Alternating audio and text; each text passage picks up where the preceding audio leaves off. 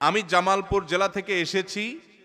আমার প্রশ্ন হলো, রমজান মাসে এমন কোন আমল আছে কিনা যে আমল করলে আল্লাহর প্রিয় বান্দা হওয়া যায়? জামালপুর জেলা থেকে আসছে, এখানে এমন কোন লোক আছে? তুমি আসছো জামালপুর থেকে, এই প্রশ্ন তোমার? বাহ, প্রশ্নকর্তা হাজির। জামালপুর থেকে কেমনে আসলা, এখানে বেড়াইতে আসছো?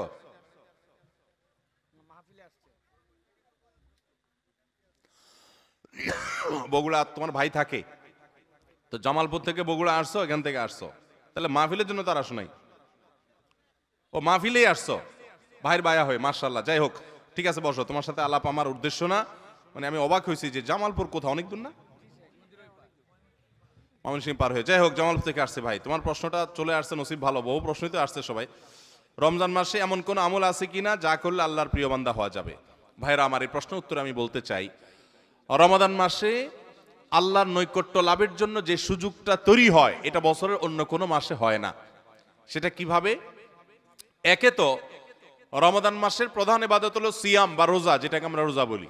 এই রোজা বা সিয়াম বা সাওম, এই ইবাদতটা আল্লাহর সঙ্গে বান্দার নৈকট্য লাভের সবচেয়ে বড় সোপান এবং সিঁড়িগুলোর একটা। কারণ আল্লাহ তাআলা হাদিসে কুদসিতে বলেছেন, আস-সাওমু লি ওয়া আনা আজজি বিহি, রোজা এটা আমার জন্য বান্দা রাখে, আর এটা বিনিময়ে আমি নিজে দিব।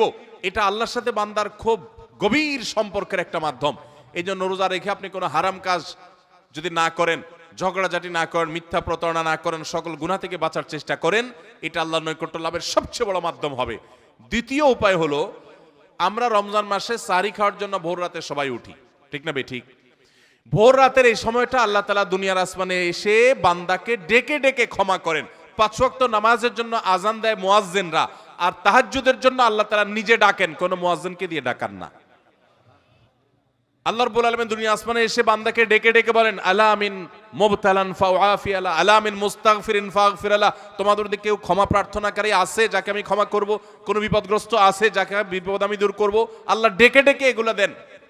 আল্লাহ নিজে ডাকেন তাহাজ্জুদের জন্য। সেটা আমরা 12 মাস পড়ার সুযোগ পাই না, কিন্তু রমজান মাসে পাই।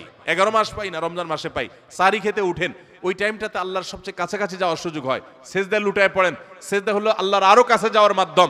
আকরাবু মা ইয়াকুনুল আবদু মির রাব্বিহি ওয়া হুয়া সাজিদ, বান্দা আল্লাহর সবচেয়ে কাছে যেতে পারে সেজদায়, ভোর রাতে, রমজানে। সবগুলো উপলক্ষে একসাথে হয়েছে।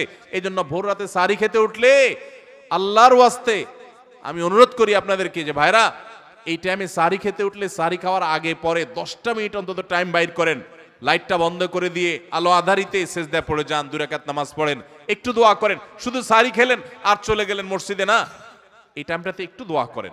আল্লাহ নৈকট্য লাভের দারুণ সুযোগ। চেষ্টা করবো তো ইনশাআল্লাহ।